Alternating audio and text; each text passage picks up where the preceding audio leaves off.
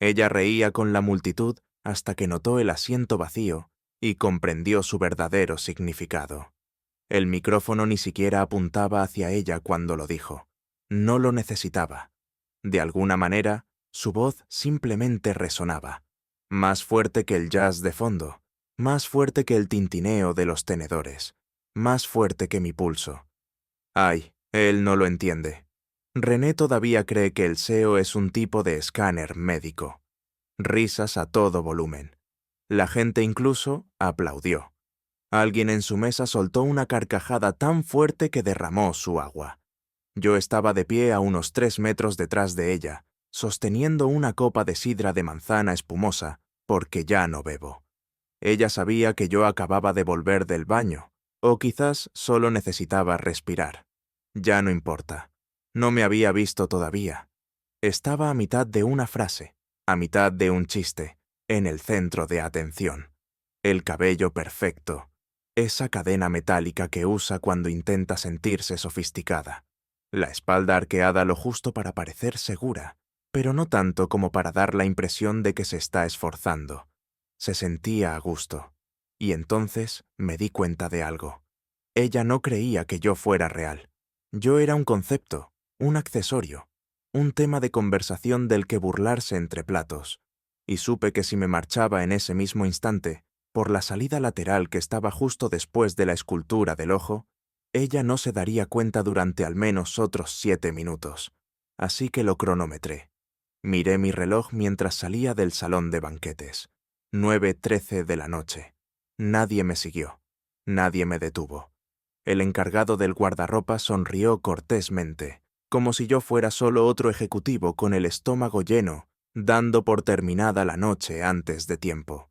Le di unos 100 pesos de propina, no sé por qué. En el vestíbulo me senté en uno de esos sofás de terciopelo que siempre tienen cerca de los ascensores, revisando mi teléfono solo para evitar que mis manos temblaran. No estaba enojado, ni siquiera estaba avergonzado. Estaba ausente, emocionalmente, espiritualmente, quizá incluso legalmente. No lo sé. A las 9:23 de la noche, encendí de nuevo la pantalla de mi teléfono en busca de llamadas perdidas. Para las 9:26, una quinta. Y luego el primer mensaje de texto. ¿A dónde fuiste? René. Seguido de... Solo era un chiste. OMG. Todos se rieron. Luego, la gente está preguntando a dónde fuiste. Vuelve, por favor. Pero yo ya estaba a mitad del estacionamiento, presionando el botón de desbloqueo como si me debiera algo. Esa noche no fue cuando el matrimonio terminó. No, terminó 3 semanas después, cuando finalmente le conté exactamente lo que hice después de irme y lo que descubrí. Porque esto no se trataba solo de un chiste, no se trataba solo de que yo dejara una silla vacía, se trataba de por qué ella pensaba que yo nunca tendría las agallas para hacerlo. Pasaron 3 días antes de que sacara el tema, ¿no? El chiste no, eso era aparentemente solo humor. Cómo habla la gente en su campo, y nada personal. De lo que quería hablar era de por qué me fui sin decir nada, y por qué hice una escena al no hacer una escena. Le dije que simplemente no me sentía bien. Ella asintió casi aliviada, como si pudiera archivar esa excusa ordenadamente en la carpeta de sentimientos de René, que nunca más necesitaría abrir. Pero yo no estaba enfermo. A no ser que cuentes el tipo de enfermedad que sientes cuando alguien de manera sutil y constante te hace sentir como ruido de fondo, como si tu lealtad se diera por sentada, tu silencio se esperara y tu ausencia fuera temporal. Esperé hasta el jueves por la noche. Ella estaba en una cena de inmersión estratégica, lo que sea que eso signifique. Yo estaba en casa temprano. Había empezado a prepararme la cena, pero terminé simplemente de pie en la cocina, sosteniendo una espátula, mirando la sartén como si me hubiera hecho algo malo. Entonces caminé hacia su lado del armario. No fue planeado. No estaba husmeando. Al menos eso es lo que me dije al principio. Solo quería confirmar algo. Quería saber si se había molestado en colgar el vestido del evento. No lo había hecho. Estaba metido a medio doblar en su cajón de abajo, debajo de algo de ropa de deporte para viajes, y una bufanda que no había usado desde la pandemia. Y debajo de ese cajón, escondido detrás del doble fondo que no había notado antes, había otro teléfono, un modelo más antiguo, todavía en modo avión. Ahora déjenme hacer una pausa aquí. No soy el tipo de persona que saca conclusiones precipitadas.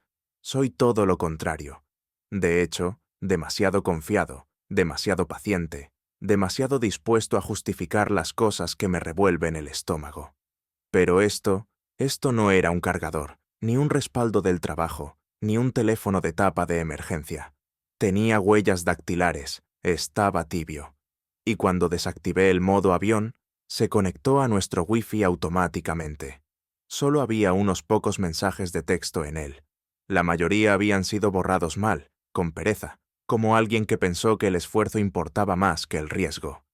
Nunca olvidaré el primer nombre que apareció en el hilo restante. Guillermo. No, no GS, solo Guillermo. Me desplacé por los mensajes. Sentía mis manos como si fueran de otra persona. Guillermo, estuviste increíble anoche. En serio, siempre sabes exactamente qué decir. Carla, deberías haber visto su cara cuando se rieron. Totalmente como un ciervo deslumbrado por los faros. Guillermo, ¿Betty todavía cree que eres su esposita secretaria? LOL. Carla, él cree que vamos a intentar tener un bebé el próximo año. ¿No es adorable? No arrojé el teléfono, no grité, no lloré. Simplemente me senté en el suelo del armario y miré la luz que se filtraba desde el pasillo. El caso es que yo lo había sabido. No exactamente, no con claridad, pero en el fondo de mi ser lo había sabido. Su risa había cambiado, sus caricias habían cesado, sus historias se habían convertido en resúmenes, y yo había ignorado cada señal porque no quería admitir que no era suficiente. Pero ahora, sentado allí con el teléfono vibrando de nuevo en mi mano con un nuevo mensaje de Guillermo, no me sentí pequeño. Me sentí como alguien nuevo, como un hombre que regresa silenciosamente a su silla, no para sentarse en ella, sino para quitarla de la mesa, de la sala, de su mundo por completo. Y lo que hice a continuación le hizo darse cuenta de cuán real se volvería ese asiento vacío. No sé por qué lo hice. Quizá fue curiosidad, quizá fue orgullo, o quizá, en el fondo, solo quería ver hasta dónde llegaba su mundo, sin mí, en él. Me quedé sentado en la alfombra durante mucho tiempo, mirando el brillo de ese viejo teléfono. Mi reflejo temblaba en la pantalla negra cuando finalmente escribí algo. Sin embargo, no lo envié como si fuera yo. Respondí como si fuera ella. Solo un mensaje. Nada salvaje, nada que pudiera delatarme. Escribí. Puede que necesitemos tomarnos un respiro por un tiempo. Está empezando a notar cosas. Se sintió incorrecto y eléctrico al mismo tiempo. Los puntos aparecieron casi de inmediato. La burbuja de escritura pulsaba como un latido. Guillermo, está bien, él no es un problema. Carla, nunca lo fue. No es un problema. No sé por qué esas 3 palabras dolieron más que el resto. No fueron crueles, ni siquiera fueron airadas. Fueron displicentes, como si yo fuera una pequeña molestia, una sombra lejana detrás de su centro de atención. Por un momento, solo observé la pantalla esperando más. Entonces llegó otro mensaje. Guillermo, reservaré la casa de fin de semana de nuevo por si acaso. Bloqueé el teléfono. No quería ver más. Ya sabía lo que significaba la casa de fin de semana. Carla tenía un retiro de equipo próximamente. Dijo que era para fortalecer los lazos del proyecto, una escapada para la colaboración creativa. Incluso me invitó a acompañarla, si quería un descanso de los montacargas. Yo había dicho que no. Por supuesto. No quería avergonzarla frente a sus colegas. Pero ahora, sentado en el silencio de nuestro hogar, me di cuenta de que ese viaje no tenía nada que ver con el trabajo. Cuando regresó esa noche, su perfume llenó el aire, antes incluso de que abriera la puerta del dormitorio. ¿Todavía estás despierto?, preguntó suavemente. Yo estaba sentado en el sofá, fingiendo mirar mi teléfono, aunque mi mente repetía en bucle la frase: «Él no es un problema». «Sí», dije, solo poniéndome al día con algunas cosas. Ella sonrió, una sonrisa pequeña, distraída. «No te quedes despierto hasta muy tarde. Mañana será un gran día». Asentí, fingiendo no notar el leve brillo de un chupetón oculto bajo la línea de su cabello. El lápiz labial corrido, que no se había limpiado por completo, desapareció en el baño tarareando para sí misma. Oí abrirse la ducha, el clic de su teléfono al conectarse para cargar. Su teléfono principal, no el que yo había encontrado. Y entonces, de la nada, me di cuenta de algo aterradoramente simple. Si la confrontaba ahora, mentiría. Lloraría, lo retorcería todo hasta que de alguna manera yo fuera el marido celoso que nunca apoyó su crecimiento. La había visto hacerlo con otros, con delicadeza, con pericia. Podía hacer que la culpa sonara lógica. Así que no la confronté. Todavía no. En cambio, deslicé con cuidado el teléfono secreto de vuelta a donde lo había encontrado y cerré el cajón. Al día siguiente se fue temprano al trabajo, pero cometió un error, uno pequeño y estúpido. Dejó su agenda en la encimera de la cocina, la que siempre llevaba a todas partes. Dentro había un recibo doblado de un lugar llamado Cabañas Los Pinos. Tenía fecha para el fin de semana siguiente. Esta mañana llamé al trabajo para decir que estaba enfermo, y por primera vez en mi vida no me sentí culpable por mentirle a mi jefe, porque sabía exactamente lo que iba a hacer con esos 2 días libres. No estaba planeando una venganza. No exactamente. Solo quería la verdad. Ver de qué se reían ambos cuando yo no estaba cerca. Saber qué tipo de hombre era realmente Guillermo. Y quizá recordarle que incluso los callados, aquellos de los que te burlas, a los que desprecias y pasas por alto, también pueden elegir cuándo abandonar la sala. Así que hice una maleta, una cámara, un abrigo, y para el viernes por la tarde conducía hacia el norte, hacia Los Pinos, ensayando lo que diría si ella me miraba a los ojos e intentaba llamarme cariño, de nuevo. El camino a Los Pinos era más estrecho de lo que recordaba. Años atrás, Carla y yo habíamos pasado por un tramo similar de camino a una cata de vinos, cuando los fines de semana todavía eran sobre nosotros, no sobre oportunidades de networking o fortalecimiento de lazos corporativos.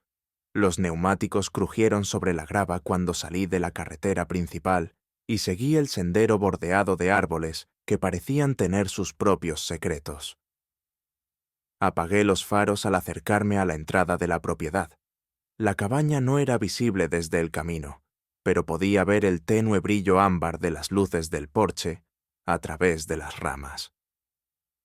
Estacioné un poco más arriba en la colina, fuera de la vista. Traje binoculares, un termo de café y mi vieja cámara réflex con el teleobjetivo que no había tocado en 4 años. El viento me atravesaba la chaqueta mientras esperaba, agazapado detrás de una cerca de postes, observando el camino de grava con ese pavor que se cuece a fuego lento que la gente probablemente siente antes de abrir un sobre sellado del hospital. A las 5:41 de la tarde, un hatchback plateado entró. Carla salió primero. La misma risa, la misma bufanda de la gala, las mismas botas que le ayudé a elegir la Navidad pasada. Luego se abrió la puerta del conductor. Salió un hombre alto, bien afeitado. Guillermo, supuse. No llevaba equipaje. Simplemente rodeó el coche y le tocó la cintura como si lo hubiera hecho 100 veces antes. Ella se apoyó en él. Familiar, casual. Ni siquiera hubo vacilación.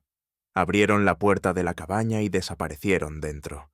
Esa debería haber sido la parte que me rompiera, pero extrañamente no lo hizo. Fueron las pequeñas cosas las que golpearon más fuerte. La forma en que ella se giró para asegurarse de que la puerta cerrara con un clic. La forma en que le dio una palmada en el hombro mientras se reía, como una estudiante universitaria coqueteando en una fiesta de fraternidad. La forma en que él le pasó el brazo por el cuello, y la mantuvo allí casi posesivamente. Y de repente no fue dolor lo que sentí, fue distancia, como si me hubieran arrancado de mi propia vida y me hubieran dejado caer en el mal sueño de otra persona. Me quedé allí fuera durante horas tomando fotos, no por venganza, no para mostrárselas a nadie, solo para demostrarme a mí mismo que esto estaba sucediendo de verdad, que no estaba en mi cabeza, que ella realmente había elegido venir aquí con él en lugar de tener la conversación difícil que me debía. El peor momento llegó justo después de las 10 de la noche. Encendieron la chimenea. Podía verla a través de una pequeña rendija en las cortinas. Estaban sentados en la alfombra. Ella tenía una copa de vino en una mano, la otra descansando sobre la pierna de él como si perteneciera allí. Él se inclinó y le susurró algo. Ella se rió. No una gran carcajada, solo una de esas risas suaves y reales del tipo que yo no había oído en meses. Y fue entonces cuando me di cuenta. Él conocía una versión de ella que yo aún no había conocido, una que ella había moldeado solo para él. Pero algo no cuadraba. Carla seguía revisando su teléfono, no el principal. El otro, el desechable, lo tenía junto a su copa de vino. Lo cogió varias veces, escribió algo y luego dudó. Finalmente lo dejó caer con fuerza en el suelo y suspiró. Fue entonces cuando me di cuenta de que aún no había visto mi último mensaje, el que envié desde su cuenta fingiendo ser ella. Estaba nerviosa. Él no pareció notarlo. Para medianoche tenía todo lo que necesitaba. Y entonces, estúpidamente, hice algo impulsivo. Redacté un mensaje para su teléfono real. Desde mi número real, algo que no podría ignorar. Decía, «No tienes que explicar nada, solo mira afuera». Esperé exactamente 2 minutos. Luego salí de las sombras, lo suficiente para ser visto, lo suficiente para que la luz de la ventana delantera captara el lado de mi rostro. Su grito fue audible incluso desde afuera. Guillermo corrió a la ventana. Yo retrocedí hacia la oscuridad. La puerta se abrió de golpe, su silueta delineada por la cálida luz de la cabaña. «¡René!», gritó hacia los árboles. No dije nada. Ya estaba subiendo por el sendero hacia mi coche. No rápido, no lento, solo con ese peso hueco en el pecho que llega cuando una tormenta se desata. Pero el viento aún no ha cesado. No respondí a sus llamadas esa noche, ni cuando empezaron, ni cuando se duplicaron, ni siquiera cuando la última llegó a las 2:37 de la madrugada, con su voz en el buzón de voz susurrando. «Por favor, vuelve. No sabía que estabas ahí». Tenía razón. No sabía que yo estaba allí.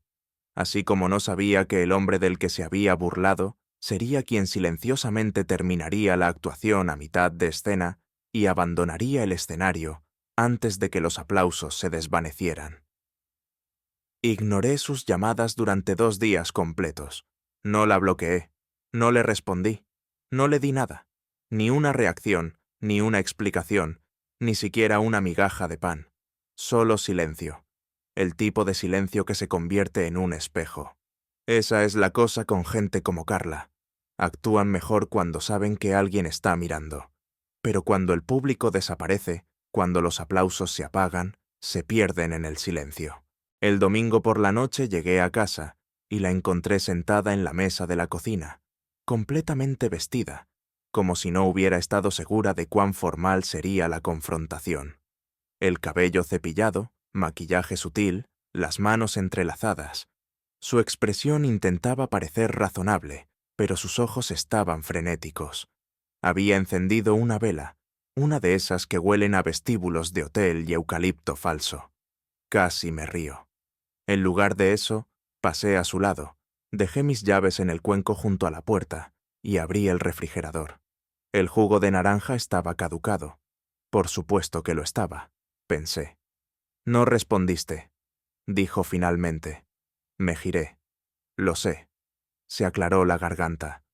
«Yo entré en pánico cuando te vi en la cabaña. No supe qué decir». «Eso fue obvio», murmuré. e inmediatamente odié lo mezquino que soné, pero no me retracté. Lo siento, René, de verdad lo siento. Se puso de pie como si la altura pudiera darle más credibilidad. No significó nada. Es solo que he estado bajo mucha presión y necesitaba sentirme vista. ¿Y tú has estado tan distante?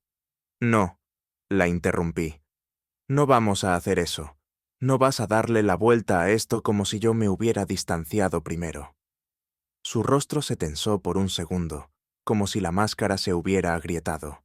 Tomé una respiración profunda. ¿Cuánto tiempo? Su boca se abrió, luego se cerró, luego se abrió de nuevo. ¿Importa eso?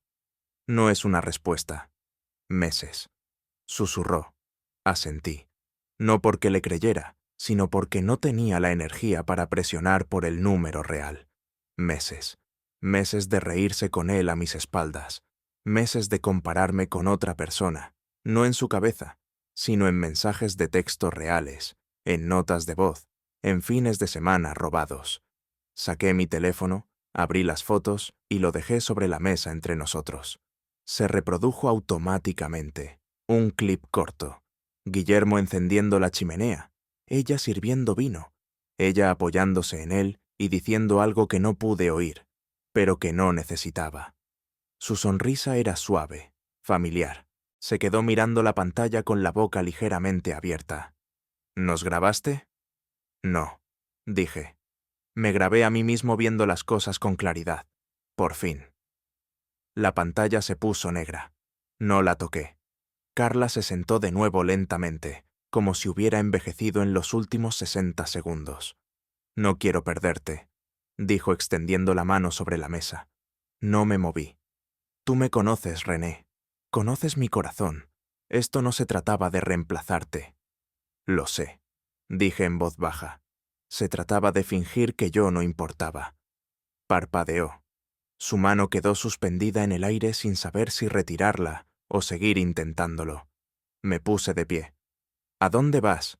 Preguntó. A pensar. Llevas días pensando. Exactamente. Y entré en la habitación de invitados, la que ella solía llamar su oficina en casa, la que se había convertido en un cementerio de pasatiempos olvidados y libros sin abrir, y cerré la puerta con llave detrás de mí. Por primera vez desde la gala, sentí que el control regresaba a mi cuerpo. No poder, no venganza, solo claridad. Ella seguía sentada allí al otro lado de esa puerta, probablemente ensayando una versión diferente de la verdad, una en la que ella era la víctima del estrés, una en la que yo había dejado de amarla primero, una en la que el hombre que salió del salón de baile era simplemente demasiado sensible. Pero se había olvidado de algo. Yo era el único que recordaba el momento exacto en que el asiento a su lado quedó vacío y exactamente cuánto tiempo siguió riendo antes de darse cuenta. A la mañana siguiente me desperté antes que ella. No porque quisiera. Mi cuerpo simplemente se negaba a descansar más. El sueño se había convertido en territorio hostil. Mi mente reproducía esa risa, ese brindis, esa frase ingeniosa que soltó con tanta facilidad frente a toda esa gente, como si yo fuera solo un esposo de relleno, esperando ser eliminado en la próxima actualización de software. Hice café, me senté en la mesa de la cocina, en el mismo lugar donde ella había intentado alcanzarme la noche anterior. No salió del dormitorio. Bien, revisé mi correo del trabajo. No porque me importaran los horarios de los montacargas o las actualizaciones del almacén, sino porque necesitaba sentir que alguna parte de mi vida todavía tenía reglas, todavía tenía sentido. Fue entonces cuando lo vi, un mensaje de Carla. Asunto. Puntos de discusión panel del viernes. Había sido reenviado accidentalmente desde su cuenta de trabajo a la mía, probablemente por memoria muscular. Solía enviarme notas por correo electrónico para que las corrigiera todo el tiempo cuando todavía éramos un equipo. Pero este no era para mí. Incluía un hilo, uno largo con intercambios internos entre ella, su gerente, y por supuesto, Guillermo. No sabía qué esperar, pero no era esto. Se suponía que el tema era sobre su próximo panel sobre liderazgo y narración de marca, pero alguien en la cadena de correos había incluido un borrador de una presentación de diapositivas. Y en esa presentación, en la segunda diapositiva, había una foto mía tomada en la gala. Era una foto borrosa de perfil, a mitad del chiste, mientras todos en la mesa se reían y yo estaba allí sentado, congelado, sosteniendo un vaso de agua como un maldito accesorio.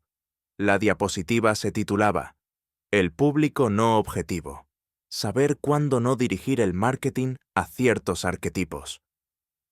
La miré fijamente durante un minuto entero antes de entender lo que significaba.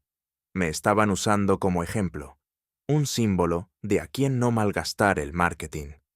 Emocionalmente rígido, baja interacción digital, comportamiento de consumidor pasivo, decían las notas. Apoyo, pero en última instancia, inmóvil. Representa al público que debemos superar. Carla no había escrito esas palabras, pero había respondido a la cadena de correos con un emoji de pulgar hacia arriba y una cara sonriente al revés. Lo había aprobado. El hombre que le preparaba el almuerzo durante sus proyectos nocturnos. El hombre que la recogía del aeropuerto después de los vuelos de madrugada.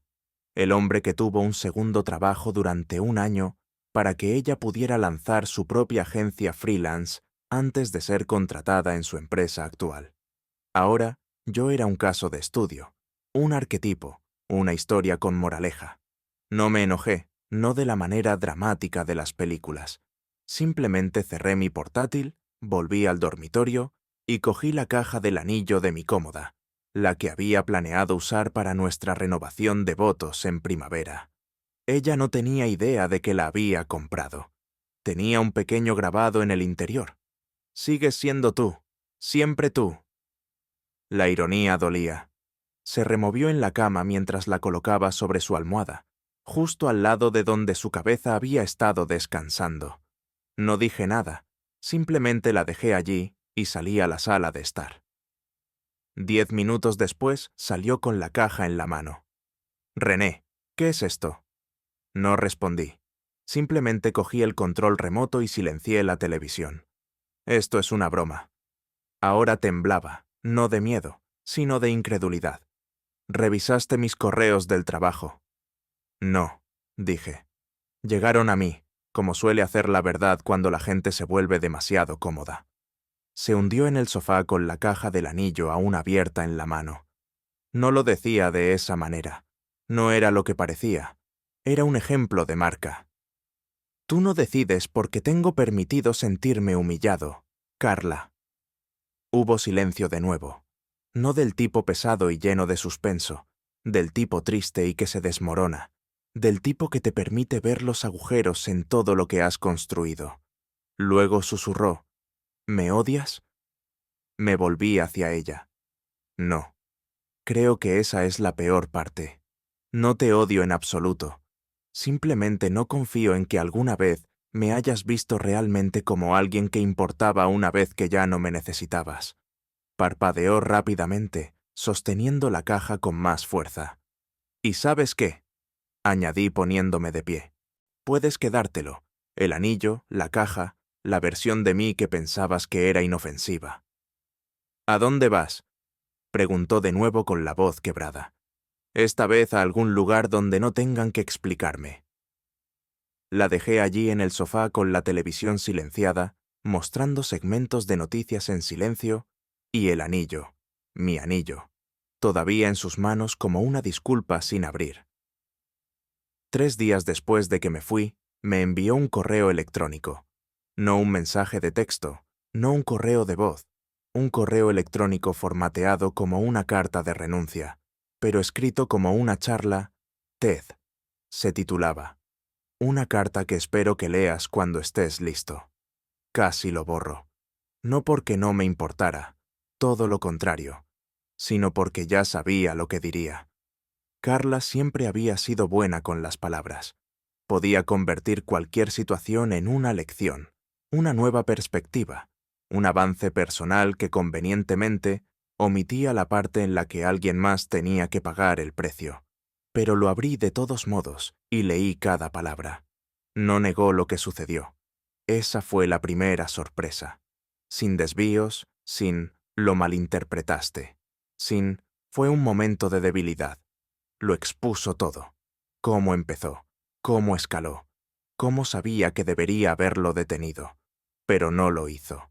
No porque no me amara, dijo, sino porque olvidó cómo se suponía que debía ser el amor, cuando todo a su alrededor seguía recompensando la ambición por encima de la lealtad.